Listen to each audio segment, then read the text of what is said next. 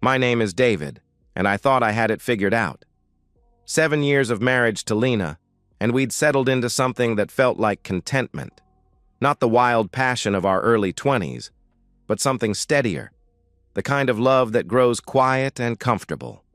Our house on Maple Street wasn't much to look at from the outside. A modest 2-story colonial with blue shutters and a front porch that sagged slightly on the left side. But Lena had transformed the interior into something you'd see on her Pinterest boards. Mason jar centerpieces, distressed wood furniture, and those little inspirational signs that said things like, "Live, laugh, love," in cursive script. We'd been trying for kids for 3 years now. Not obsessively, but with the quiet hope that comes with each passing month. Lena would get that look in her eyes around her period. Disappointed, but not devastated. We'd agreed we had time. She was 31, I was 33. Tuesday morning started like any other. I kissed Lena goodbye as she left for her job at the elementary school, then settled in for another day of remote work. I'm a software engineer for a mid-sized firm in Cincinnati, which means I spend most of my days in our converted spare bedroom debugging code and attending video calls. That afternoon, I remembered my cousin Jake was coming to visit for the weekend. He'd called a few days earlier. His girlfriend had kicked him out again, and he needed somewhere to crash. If he was going to sleep in our guest bedroom, I needed to make sure it was actually habitable. I climbed the stairs around 3 o'clock, pushing open the door to the room we rarely used. Lena had decorated it in her usual style: cream-colored walls, a quilt her grandmother had made, and a small wooden nightstand with a lamp that cast warm light. I pulled the vacuum from the hallway closet and plugged it in, running it over the hardwood floors in long, methodical strokes. The familiar hum filled the room as I worked my way around the bed, under the window, behind the nightstand. That's when I saw it.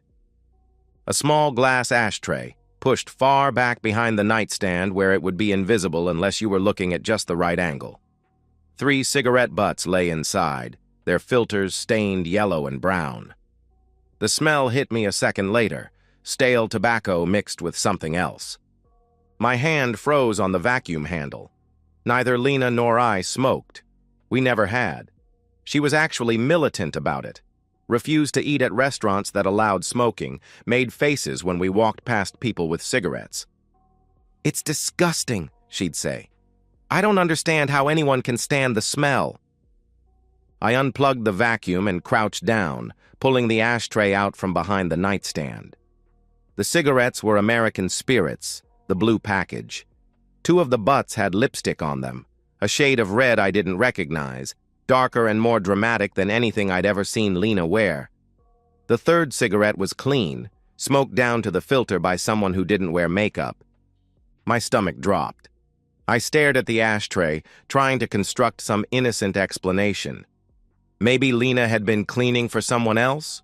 Maybe Jake had been here earlier than I thought. But even as I ran through the possibilities, I knew they were nonsense. I took a picture of the ashtray with my phone, then another from a different angle. My hands were shaking slightly, but my mind felt strangely clear.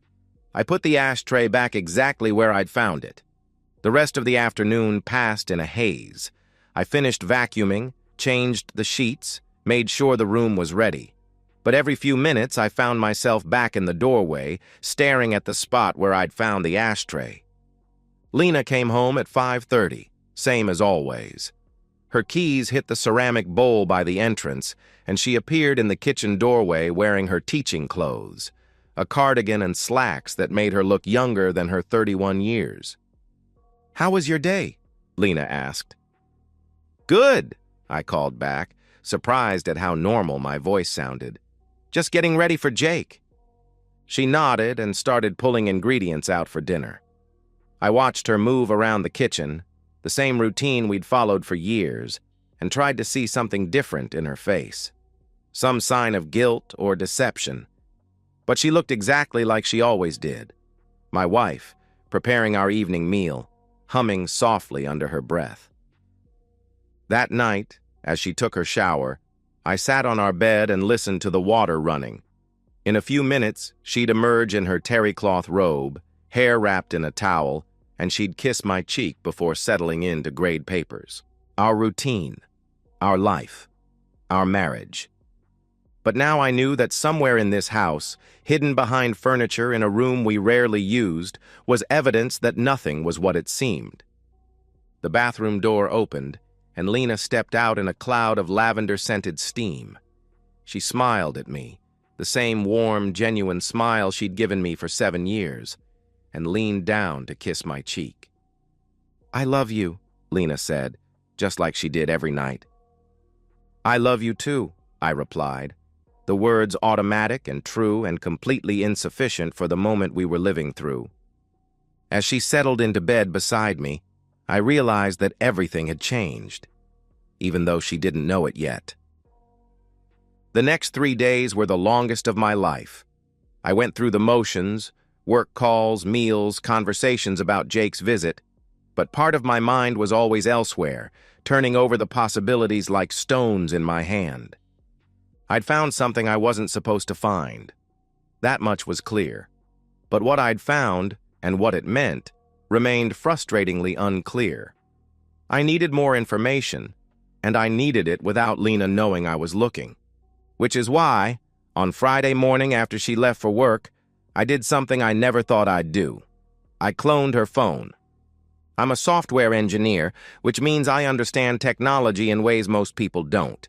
I also understand privacy, trust, and the ethical implications of surveillance.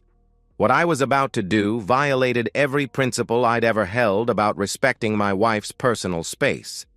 But the ashtray had changed the rules of our marriage, even if only one of us knew it yet. The process took exactly 5 minutes. Lena had left her phone charging on the kitchen counter, something she did every morning. I connected it to my laptop, ran a mirroring program I'd downloaded the night before, and synced it to my device. From now on, every text, every call, every app notification she received would appear on my phone as well. My hands were trembling as I disconnected her device and put it back exactly where she'd left it. I felt like a criminal, but also like someone who'd been forced into criminal behavior by circumstances beyond his control. For the first day, nothing happened.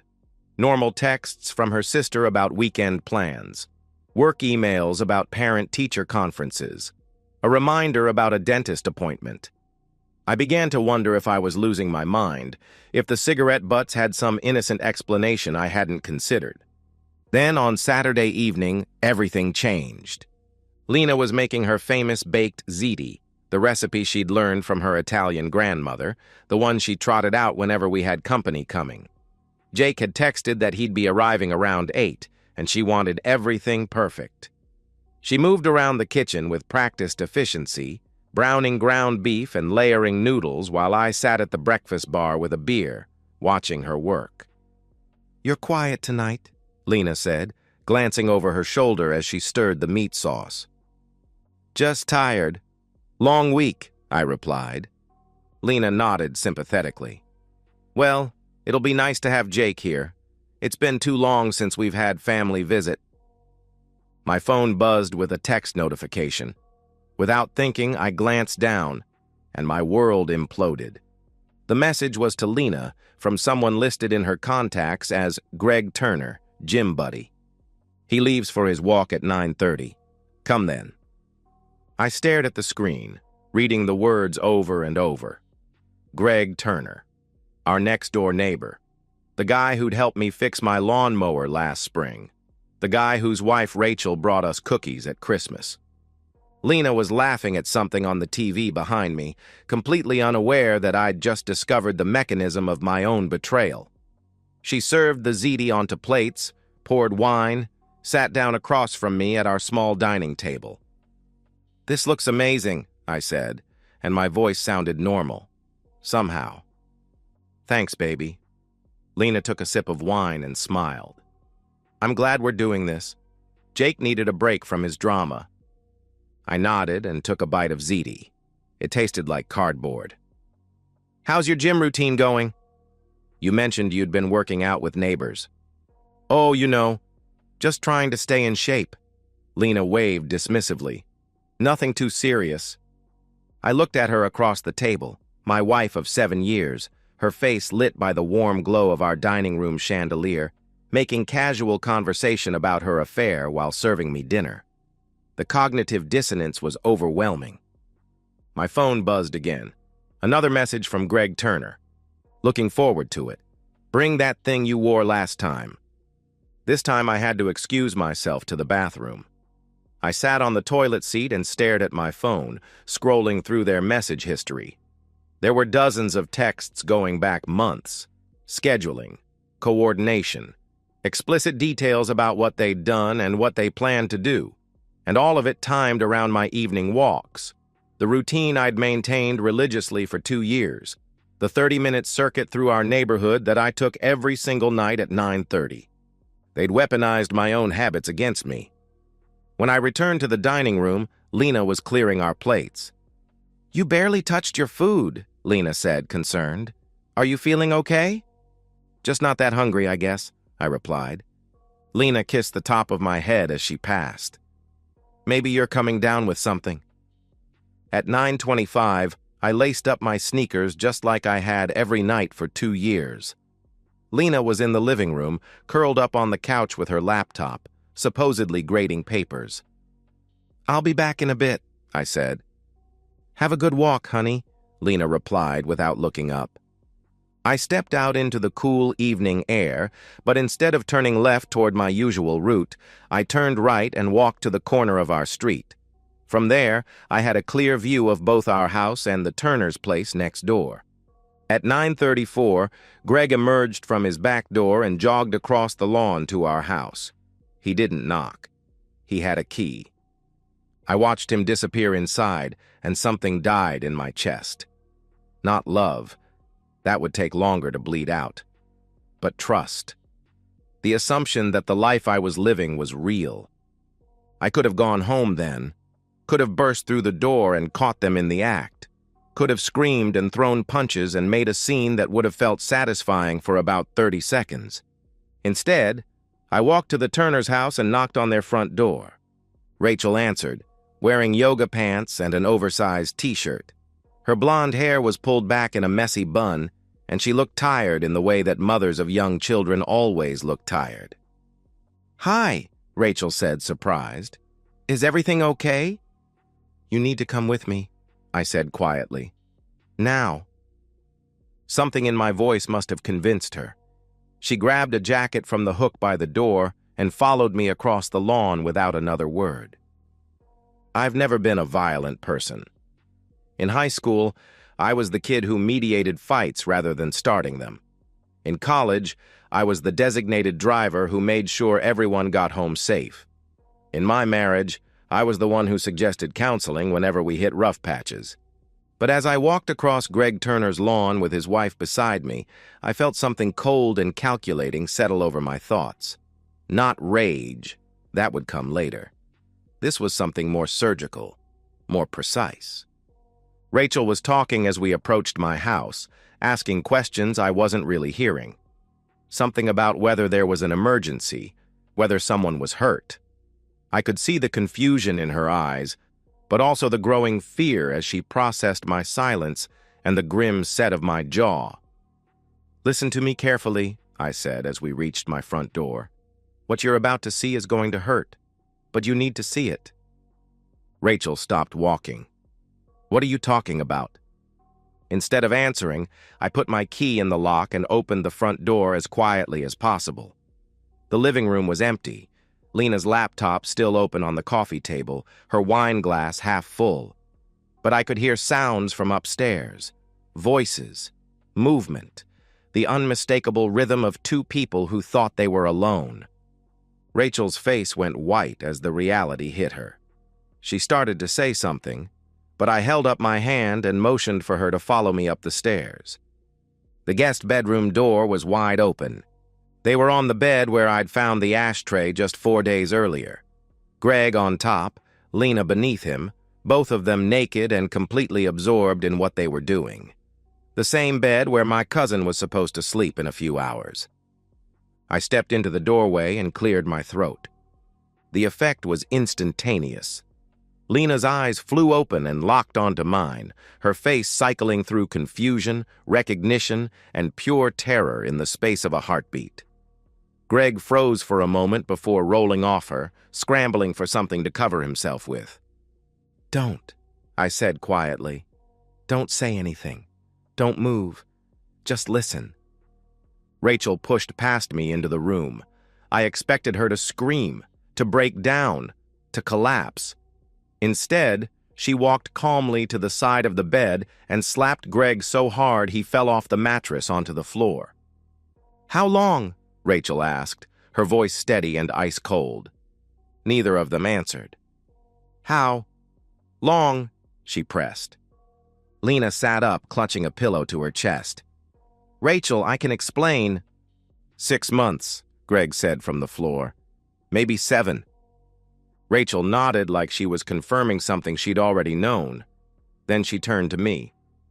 "What do you want to do?" I looked at my wife, who was now crying silently, mascara running down her cheeks. I looked at my neighbor, who was trying to gather his clothes from where they'd been scattered around the room. I thought about 7 years of marriage, about the house we'd built together, about the children we'd planned to have. "Get out," I said. "Both of you. Right now, naked." "Please," Lena whispered. "Let me put on—" "No." The word came out harder than I'd intended. "You want to act like animals? You can leave like animals. Out of my house. Now." Greg opened his mouth to argue, but Rachel cut him off.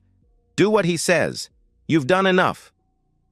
They stumbled out of the bedroom, down the stairs, and through the front door. I watched from the living room window as they ran across the lawn to their own house, Greg trying to cover himself while Lena wrapped her arms around her chest. The neighbors weren't out, but Mrs. Henderson across the street was walking her dog. I saw her stop and stare, her mouth falling open as she processed what she was witnessing. By tomorrow, the whole street would know. Rachel sat down heavily on my couch, still staring out the window. "I should have known," Rachel said.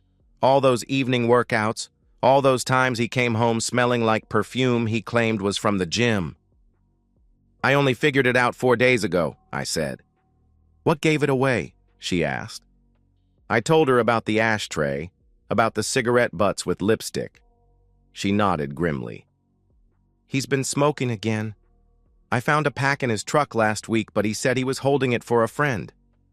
Rachel laughed, but there was no humor in it. "God, we're idiots." "No," I said. "We're not idiots. We're people who trusted our spouses. There's a difference."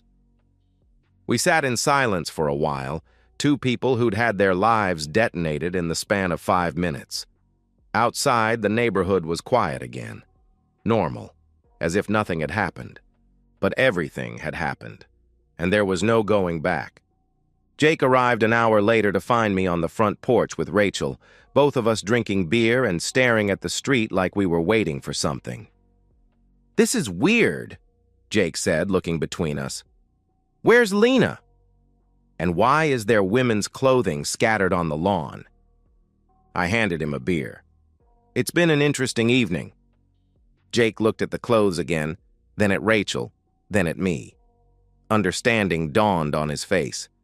"Oh, shit," Jake said. "Oh, dude. I'm sorry." "Yeah," I said. "Me too." We sat on the porch until nearly midnight, not saying much, just existing in the aftermath of the explosion. Rachel went home eventually, after Greg called to tell her he was staying at his brother's place. That night, I slept alone in my own bed for the first time in 7 years. The house felt different, emptier, but also somehow cleaner, like a fever had broken. Tomorrow, the real work would begin. Monday morning, I called in sick to work and made an appointment with the best divorce attorney in town. Jennifer Walsh had a reputation for being thorough, aggressive, and expensive. She was worth every penny. I brought printouts of every text message, every photo, every piece of digital evidence I'd gathered. I also brought Rachel Turner, who'd decided she was done with Greg's nonsense and wanted to coordinate our legal strategies. Jennifer sat behind her mahogany desk, studying the evidence with the clinical detachment of someone who'd seen it all before. Her gray hair was pulled back in a severe bun, and her reading glasses made her look like a librarian who'd gone to law school for revenge. "This is comprehensive," Jennifer said after 20 minutes of silence. "Almost obsessively so." "I'm a software engineer," I said. "I document everything." "Good. That's going to make this very straightforward." Jennifer set the papers aside and looked at both of us.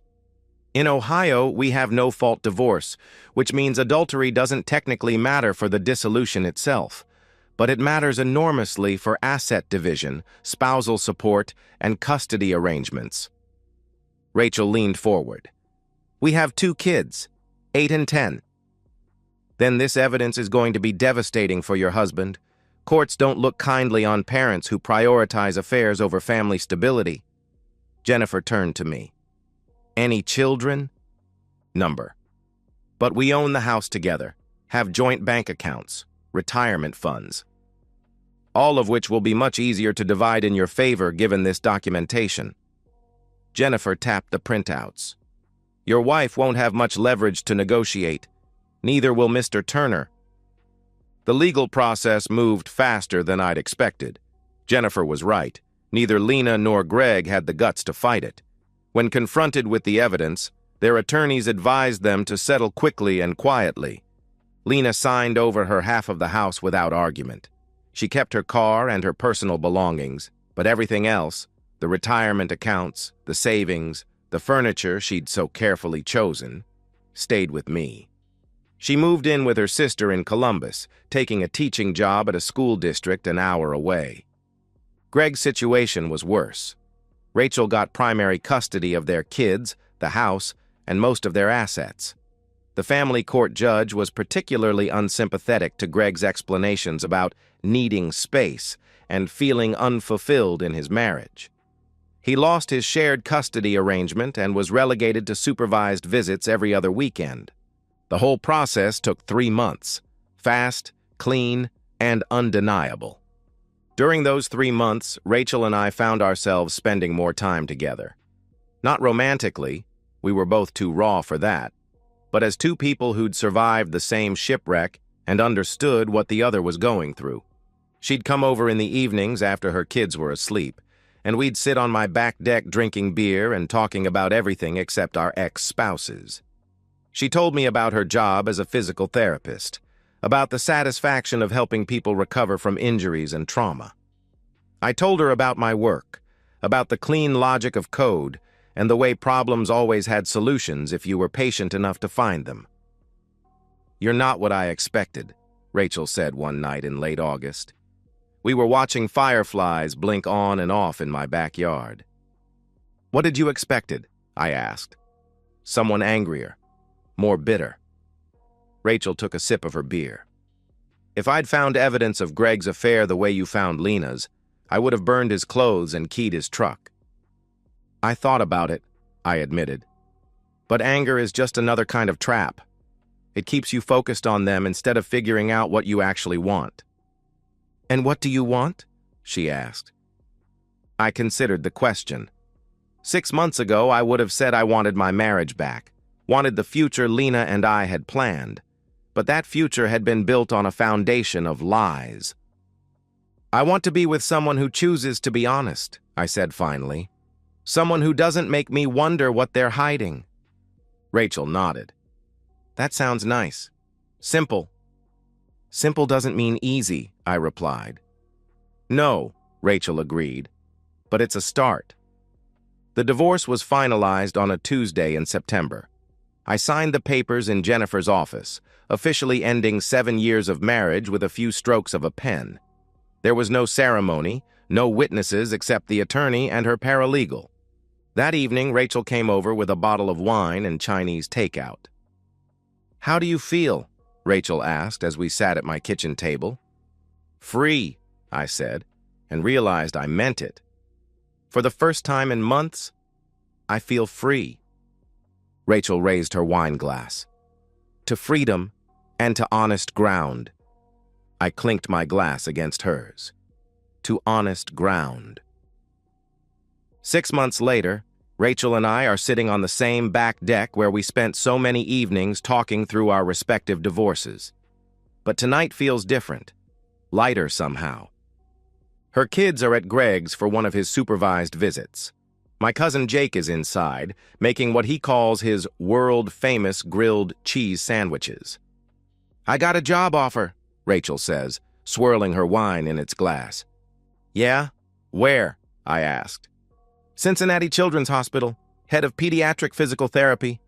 I set down my beer. "That's huge. Congratulations." "It's also an hour away, every day." "But it's what you want?" I asked. Rachel nods. "It's what I want. I'm just nervous about uprooting the kids again." "They'll adjust," I say. "Kids are more resilient than we think." "What about us?" Rachel asks quietly. It's the question we've been dancing around for months. We're not rushing anything. We're both too damaged for that kind of recklessness. But there's something building between us. "I don't know," I say honestly. "But I know I don't want to lose what we have." "Which is what exactly?" she asked. I think about it. Trust, honesty, the feeling that I don't have to wonder what you're really thinking or where you really are. Rachel nods. "I've never had that before. Not really." The sliding door opens and Jake appears with grilled cheese sandwiches. Did someone order room service? After he goes back inside, Rachel and I eat in comfortable silence. The September air carries the first hint of autumn coolness. "I keep waiting for the other shoe to drop," Rachel says eventually. "For you to turn out to be hiding something, or for me to discover I'm not as healed as I think I am." "Maybe that's normal," I say. "Maybe trust is something you have to build piece by piece." "Is that what we're doing? Building trust?" she asked. "I think so, along with everything else," I replied. Rachel reaches over and takes my hand. Her fingers are warm and slightly rough from her work, and they fit against mine naturally. "If I take the job," Rachel says, "would you consider moving closer to the city?" I think about my house on Maple Street, about the guest bedroom where I found the ashtray, about the neighbors who still whisper when I walk by, about the life I built with Lena and how little of it actually feels like mine anymore. "Yeah," I say, "I think I would." Later, as I walk her to her car, she stops and looks back at my house. "Do you ever miss it?" Rachel asks. "The way things were before?" I consider the question. I miss the feeling of certainty, but I don't miss the life itself. Not anymore. "Because it wasn't real?" she asked. "Because it wasn't chosen. Not by both of us," I replied. Rachel nods, understanding. This feels chosen. She kisses me goodnight. Brief, soft, unhurried. Then she drives home to her kids and her life, and I go inside to help Jake with the dishes. As I turn off the lights and head upstairs, I think about Lena and Greg and wonder if they ever think about what they destroyed. Then I realize I don't actually care what they think or feel. Their story is over. Mine is just beginning, and it's being written on honest ground. And so, we've reached the end of today's story. Was it what you expected, or did it take a twist you didn't see coming? I'm curious to hear your thoughts. Share them in the comments below, and let's get a conversation going. If this story kept you hooked, make sure to hit that like button. And if you're new here or just haven't subscribed yet, now's the perfect time to join our community. I bring you fresh, captivating stories every day, so click that subscribe button and turn on notifications so you never miss out. Thanks for watching, and I'll see you in the next one.